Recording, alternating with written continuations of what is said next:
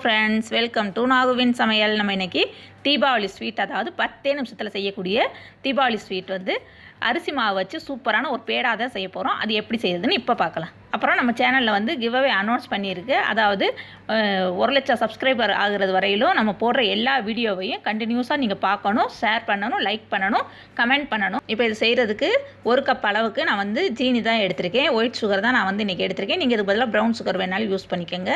அப்புறம் 1 கப் அளவுக்கு அரிசி மாவு எடுத்திருக்கேன். இது வந்து வறுக்காத அரிசி மாவு தான் நான் வந்து எடுத்திருக்கேன்.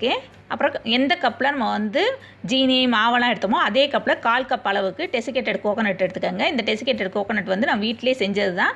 இது வந்து இந்த வீடியோ வந்து நம்ம ஏற்கனவே சேனலில் வந்து அப்லோட் பண்ணியிருக்கு. தெரியாதவங்களுக்கு அதோட லிங்க்கும் கீழே டிஸ்கிரிப்ஷன் பாக்ஸில் கொடுக்குறேன். பார்த்துட்டு அதே மாதிரி வீட்டிலே டெசிகேட்டட் கோகோனட் வந்து ட்ரை பண்ணுங்கள். அப்புறம் 1/4 டீஸ்பூன் அளவுக்கு ஏலக்காய் பொடி எடுத்திருக்கேன்.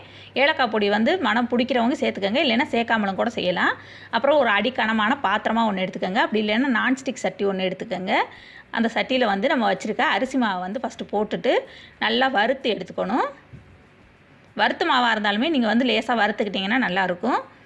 இது வந்து நிறம் மாறிடக்கூடாது நம்ம வறுக்கிறப்ப. அதே நேரம் நல்லா சூடாகவும் இருக்கணும். அந்த மாதிரி பார்த்துக்கோங்க. நிறம் மாறிடுச்சுன்னா அப்புறம் நம்மளுக்கு வந்து பேடா வந்து ஒரு மாதிரி இதுவாக இருக்கும். அதனால் நல்லா கையில் வந்து தொட்டு பார்த்தோன்னாக்க அது வந்து சூடு வந்திருக்கணும். அந்தளவுக்கு வந்த உடனே நல்லா மணனாக வந்துடும்.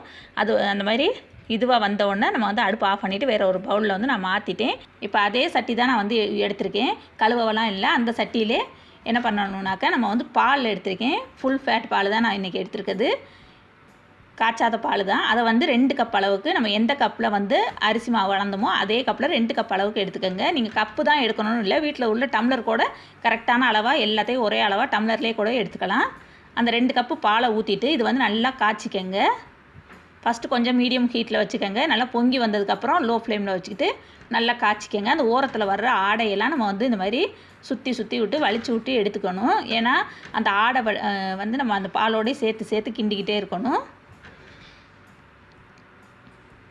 இப்போ பாருங்கள், நல்லா பால் வந்து பொங்கி வந்துருச்சு. இப்போ நான் சிம்மில் வச்சுட்டு கிண்டிக்கிட்டு இருக்கேன். அதோடு நம்ம வச்சுருக்க ஜீனியையும் சேர்த்தாச்சு. பால் கொஞ்சம் இது கம்மியானோன்னு ஜீனியையும் சேர்த்துக்கணும். அதோட சேர்த்துட்டு கிண்டணும்.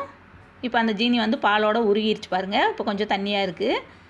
இப்போ நம்ம ஓரத்தில் எடுத்து விட்ட அந்த ஆடையெல்லாம் அப்படியே கட்டியாக இருக்குது பாருங்கள். அது கட்டி பட்டுருச்சேன்னு நினைக்க வேண்டாம். அது நம்ம கிண்ட சரியாயிரும். நம்ம சேனலில் இதே மாதிரி ஆப்பிள் பேடா, இது கடலை மாவு வச்சு பேடா, அப்புறம் ஆரஞ்சு பேடா எல்லாமே இருக்குது. அதோட லிங்க்கும் கீழே டிஸ்கிரிப்ஷன் பாக்ஸில் கொடுக்குறேன். பார்த்துட்டு அதையும் ட்ரை பண்ணுங்கள். இப்போ நம்ம வச்சுருக்க அரிசி மாவு வறுத்து எடுத்து வச்சோம்ல, அந்த மாவை வந்து கொஞ்சம் கொஞ்சமாக கொட்டிட்டு கிண்டிக்கங்க. ரொம்ப ஒரேடியாக கொட்டிடாதீங்க, கட்டிப்பட்டு போயிடும். அதனால் கொஞ்சம் கொஞ்சமாக சேர்த்துக்கங்க. மாவை சேர்த்ததுக்கப்புறம் நான் வந்து டெசிகேட்டட் கோகோனட்டையும் அதோடு சேர்த்துட்டேன். அப்புறம் ஏலக்காய் பொடியும் சேர்த்தாச்சு. இப்போ ஒரே 1 டேபிள் ஸ்பூன் அளவுக்கு நெய் சேர்க்குறேன். எல்லாத்தையும் சேர்த்துட்டு நல்லா கிண்டிக்கணும். ஒன்று சேர கிண்டணும். இந்த மாதிரி சுருண்டு வரணும். அந்தளவுக்கு நம்ம 1 ஸ்பூன் தான் நெய் போட்டோம் பாருங்கள். நல்லா சட்டியில் ஒட்டாமல் சுருண்டு வருது. இந்த அளவுக்கு கிண்டிக்கங்க. இப்போ நான் வந்து கேசரி பவுட்ரு தான் எடுத்திருக்கேன் கலருக்காக. நீங்கள் கலர் சேர்க்காமல் அப்படியே வெள்ளையாக செய்கிறதுனால செய்யலாம்.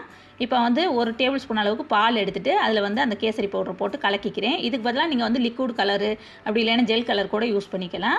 நான் வந்து கேசரி பவுடராக இருக்கிறதுனால அதில் பாலில் கலக்கிட்டு அதோட சேர்த்துருக்கேன். சேர்த்துட்டு நல்லா கிண்டிக்கங்க, அந்த கலர் எல்லா இடத்துலையும் படுற மாதிரி. இப்போ இதில் வந்து வெள்ளையாக அங்கங்கே தெரியுது வந்து டெசிகேட்டட் கோகோனட் தான், வேறு ஒன்றும் இல்லை.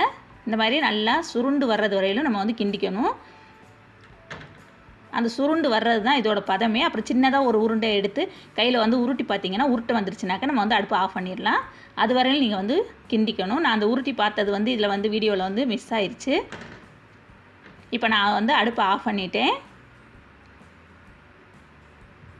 இப்போ லேசாக ஆற விட்டுக்கோங்க. ரொம்ப ஆற விட வேணாம். லேசாக ஆறினதுக்கப்புறம் நம்ம கை பொறுக்கிற அளவுக்கு வந்ததுக்கப்புறம் நம்ம வந்து கையில் நெய்யோ எண்ணெயோ தடவிட்டு சின்ன சின்ன உருண்டைகளாக எடுத்து உருட்டிட்டு அப்படி இதுவாக்கிட்டேன். வடை மாதிரி லேசாக சப்பையாக்கிட்டேன். இப்போ வந்து டெசிகேட்டட் கோகோனட் இன்னும் கொஞ்சம் ஒரு கப்பில் எடுத்திருக்கேன். அதில் போட்டு இதை அப்படியே பிரட்டி எடுத்துடலாம். பார்க்குறதுக்கு ரொம்ப அழகாக இருக்கும். பார்க்குறதுக்கு மட்டும் இல்லைங்க, சாப்பிட்றதுக்கு ரொம்ப டேஸ்டியாக. இப்போ அது மேலே வந்து பாதாமோ பிஸ்தாவோ நம்மளுக்கு எந்த நட்ஸ் வந்து இஷ்டப்படும் அந்த நட்ஸை வந்து அது மேலே வந்து அழகுக்காக வச்சுக்கலாம். இப்படி வைக்காமலும் கூட நம்ம வந்து அப்படியே பிரட்டிட்டு அப்படியே கூட சாப்பிட்லாம். இப்போ பாருங்கள் எல்லாமே நம்மளுக்கு வந்து ரெடி ஆயிடுச்சு. சூப்பரான பேடா வந்து வீட்டிலே செஞ்சாச்சு. ரொம்ப ரொம்ப சூப்பராக இருந்துச்சு. இது வந்து 20 பீஸ் வந்துச்சு. நம்ம எடுத்த இந்த மாவோட அளவு வந்து 20 பீஸ் வந்துச்சு. இது 15 நாள்லேருந்து 20 நாள் வரையில் நம்ம ஃப்ரிட்ஜில் வச்சுட்டு யூஸ் பண்ணோம்னாக்க நல்லா இருக்குது, கெட்டு போகாமல் இருக்குது. ரொம்ப ரொம்ப ஈஸியான தீபாவளி ஸ்வீட்டு. இது எல்லோரும் கண்டிப்பாக ட்ரை பண்ணி பாருங்கள் ஒரு தடவை. இந்த வீடியோ உங்களுக்கு பிடிச்சிச்சின்னா லைக் பண்ணுங்கள், ஷேர் பண்ணுங்கள், சப்ஸ்கிரைப் பண்ணுங்கள், கூடவே இருக்கிற பெல் ஐக்கானை கிளிக் பண்ணுங்கள். தேங்க்யூ.